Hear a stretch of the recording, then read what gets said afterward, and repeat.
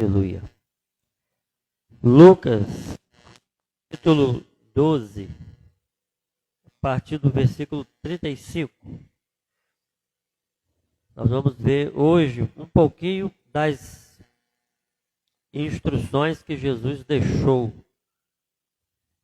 para nós concernente à sua volta, como ele prometeu lá na carta, no livro de João, do Evangelho de João, capítulo 14. Ele disse que ele ia voltaria para nos levar para ele mesmo, para onde ele estivesse, nós também estaríamos junto com ele. E aqui no capítulo 12 de Lucas 35,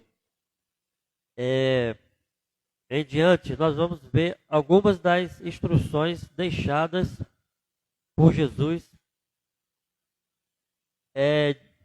que ele gostaria de nos encontrar. Ou seja, instruções para nos prepararmos para a sua volta.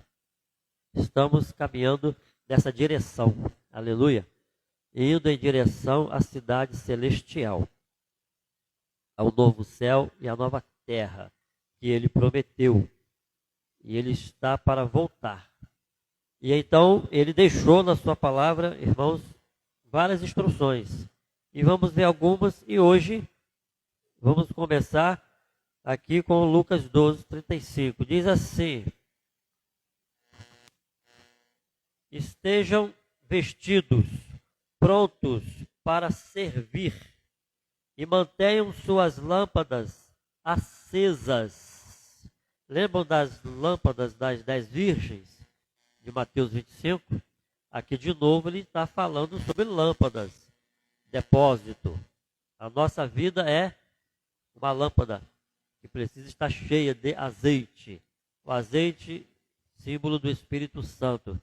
Então ele que já está recomendando, mantenham suas lâmpadas acesas, suas vidas acesas, como se esperassem o seu Senhor voltar do banquete de casamento. Então poderão abrir-lhe a porta e deixá-lo entrar, no momento em que ele chegar e bater. Os servos que estiverem prontos, aguardando seu retorno, serão recompensados. Eu lhes digo a verdade, ele mesmo se vestirá como servo, indicará onde vocês se sentarão e os servirá enquanto estão à mesa. Lembram que hoje de manhã eu falei sobre uma passagem que Jesus se vestiria como garçom, como servo? Essa aqui é a passagem. O próprio Jesus vai nos servir e nós sentados à mesa. Essa é uma recompensa. Para quem? Para aqueles que estiverem com suas lâmpadas acesas. Então é necessário ter a lâmpada da alma acesa. Em outra parte da Escritura é dito assim pelo apóstolo Paulo: levanta-te dentre os mortos, e Cristo te esclarecerá ou te iluminará. Uma lâmpada apagada é como algo morto. Uma vida apagada, sem entusiasmo quanto à pessoa de Jesus e às suas promessas, é como alguém que está morto. Então ele está recomendando, mantenham suas vidas acesas, despertas, ligadas, conectadas comigo. Esse é o sentido.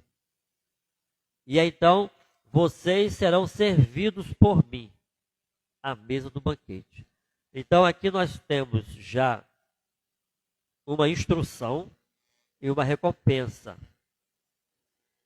A instrução é de manter nossa lâmpada acesa, ou seja, manter nossa vida envolvida com Deus, no relacionamento com Ele, com a sua igreja, com a natureza da nossa salvação, com a natureza do tipo de vida para a qual nós herdaremos a vida sobrenatural, a vida eterna. Continuando. Quer ele venha, aqui no texto Jesus está falando dele mesmo, não é? Quer ele venha no meio da noite, quer de madrugada, ele recompensará os servos, os que estiverem prontos. Então, o fato de estarmos prontos é uma instrução, estejam prontos. Quem está pronto para uma viagem sabe que precisa estar lá no horário do embarque. E precisa arrumar suas malas, suas coisas, para que possa estar no local exato, na hora exata em que a sua condução irá partir. No sentido aqui que Jesus está dizendo, estejam prontos, é porque haverá um momento da nossa partida. Nós vamos ser levados numa embarcação. Na hora do arrebatamento, todos que estiverem prontos virão para essa viagem eterna. Se estiverem mortos em Cristo, serão ressuscitados e serão embarcados e vão viajar definitivamente para a viagem eterna, para a cidade santa. Aquela cidade que Jesus disse que tem muitas moradas. João capítulo 14, não é? Verso 1 ao 5. Então nós temos uma instrução, estejam prontos, lâmpadas acesas, a vida é acesa, a vida acordada para o reino de Deus. E em seguida ele já deixa junto uma recompensa de nos servir à sua mesa. Bem, versículo 39. Entendam isto, se o dono da casa soubesse exatamente a que horas o ladrão viria, não permitiria que a casa fosse arrombada. Estejam também sempre preparados. Outra instrução é de estar preparado sempre. Não é estar preparado hoje e amanhã esquecer o reino de Deus. Não é daqui um mês estar em comunhão com Deus, com a igreja, com Jesus Cristo, com a sua palavra, e depois levar mais 2, 5, 10 anos desconectado dele, à parte, frio, sem estar engajado, sem estar envolvido com ele. Não. Ele diz o quê? A instrução é esta. É estar sempre prontos. Esse sempre aí é muito enfático. Significa todo dia. Como as noivas na tradição judaica, elas esperam sem saber a que hora que o noivo virá e que dia que o noivo virá, e elas sempre se mantêm prontas para o casamento. Porque no casamento judaico não é o noivo que espera a noiva no altar. No casamento judaico, que expressa a relação de Cristo noivo e a igreja a noiva, é a noiva que espera o noivo no altar. É o contrário da tradição do mundo, em que o noivo fica esperando a noiva. Mas na Bíblia, a analogia entre o noivo e a noiva é a noiva que espera. Se é a noiva que espera, ela precisa estar pronta, porque ela não sabe o dia que o noivo vai chegar. E então Jesus é esse noivo que está para chegar. Nós somos a sua noiva, a igreja, que não sabemos a que hora ele virá e quando. Então, pela instrução dele, nós precisamos estar prontos, preparados até o fim, sempre, todos os dias, mantendo o azeite das nossas lâmpadas. Ou seja, o azeite é manter a comunhão, a leitura da palavra, a oração, o engajamento no reino de Deus e tudo o que a sua palavra nos traz para o bem da nossa alma, do nosso espírito, em todos os aspectos da nossa existência. Continuando, versículo 40. Estejam também sempre preparados, pois o Filho do Homem virá quando menos esperam. Aleluia! No momento quando menos esperarmos, ele virá para nos buscar. Glória a Deus. Agora vamos para mais um texto, é de primeira carta de Coríntios, versículo 16, verso 13. Há mais uma outra instrução aqui interessante que o apóstolo Paulo recomenda à igreja. 1 Coríntios 16, 13. Ele diz assim: depois de dar muitas instruções aos irmãos daquela cidade de Corinto, ele conclui com esta palavra aqui: estejam vigilantes, permaneçam firmes na fé, sejam corajosos, sejam fortes, façam tudo com amor. Quantas instruções nós temos aqui nesta palavra final do apóstolo Paulo à igreja de Coríntios? Vamos contar? Vamos lá. Ele repete a instrução do Senhor: sejam vigilantes. Uma. Depois ele diz: permaneçam firmes. Permanecer. Segunda instrução: permanecer com firmeza na fé. Permanecer na fé é a segunda instrução aqui do apóstolo Paulo. Depois, ser corajoso. Terceira instrução: ter coragem para permanecer. Terceira. Quarta, sejam fortes. Há uma outra expressão bíblica que diz assim: fortalecei-vos no Senhor e na força do seu poder. Parece que é na carta de Efésios que está essa expressão.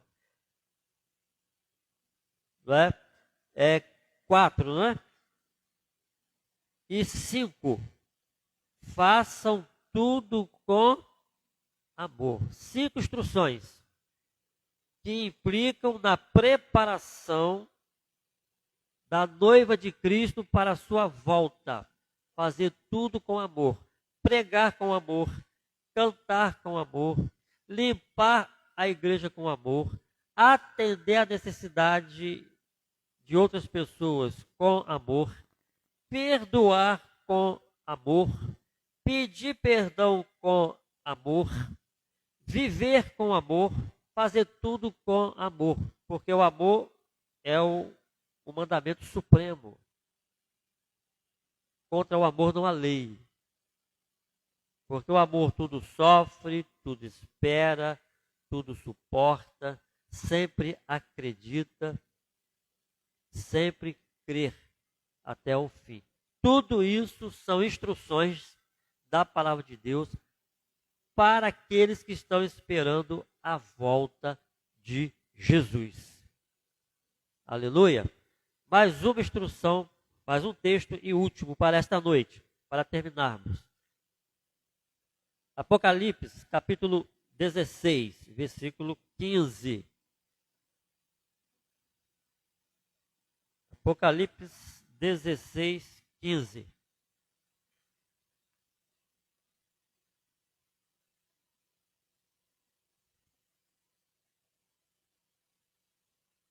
Eu virei inesperadamente como ladrão. Feliz é aquele que me espera alerta e mantém puras suas vestes, para que não precise andar nu e envergonhado. Mesma coisa aqui nesse texto, que o Senhor está falando para João, na ilha de Pátimos, sobre manter a pureza das vestes. A palavra vestes aqui é a mesma coisa da palavra lâmpada. A lâmpada das 10 virgens, a lâmpada da alma, que é a nossa própria vida. Manter as vestes puras, a lâmpada pura, a vida pura, o corpo puro, a alma, o espírito, a mente puros para Deus.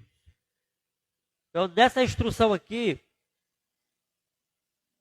o que o Senhor está falando? Eu virei e necessito encontrar vocês vivendo com pureza. Aleluia. A malícia é um estilo de vida na sociedade, geralmente da maioria das pessoas que gostam de levar vantagem sobre os outros e sobre as coisas. A malícia não vem de Deus, é um princípio do mundo, do espírito caído do erro. Pessoas maliciosas não conseguem ser puras. Pessoas maliciosas não confiam em ninguém. Desconfiam de tudo e de todos. As pessoas puras, elas confiam geralmente em tudo e em todos. Evidentemente que a pureza da alma não está relacionada com a ingenuidade. A pureza da alma acompanha a sabedoria, a sobriedade, o entendimento e o discernimento. Mas quem decide andar pela pureza consegue dominar o espírito para sempre acreditar nas pessoas, até que se prove o contrário. Mas pessoas que procuram manter uma vida de pureza, elas não passam a sua existência desconfiando daquilo que falam dela, a respeito dela, o que acham dela, e não vivem se esforçando para ser aceita por ninguém. Elas têm o seu estilo de vida organizado, padronizado pela palavra de Deus. E como ela tem um foco de existência, a pureza divina, a pureza do reino de Deus, e entende que ela precisa estar pura para a volta de Jesus, ela não se preocupa com o fato de como esteja vivendo um mundo alheio.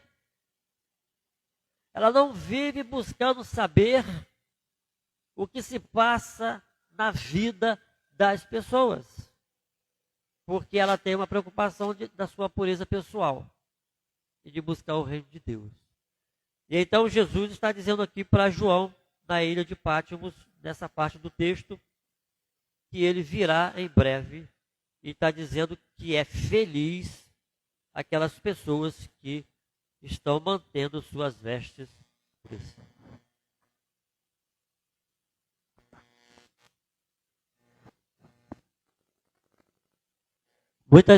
Muitas coisas que ocorrem,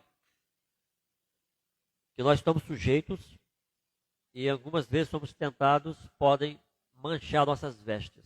Muitas coisas podem serem sugestões para manchar nossa integridade como pessoa, como cristão, seguidor de Jesus. Há muitas situações que podem ocorrer. Até situações inesperadas podem colocar em risco a nossa integridade de pureza para com Deus, dependendo do tipo de situação que vem ao nosso encontro. Mas é uma instrução do Senhor que há uma necessidade que se encontre pureza na terra, para quando Ele voltar, as pessoas não sejam reprovadas quanto à entrada no seu reino, no novo céu e na nova terra. Aleluia!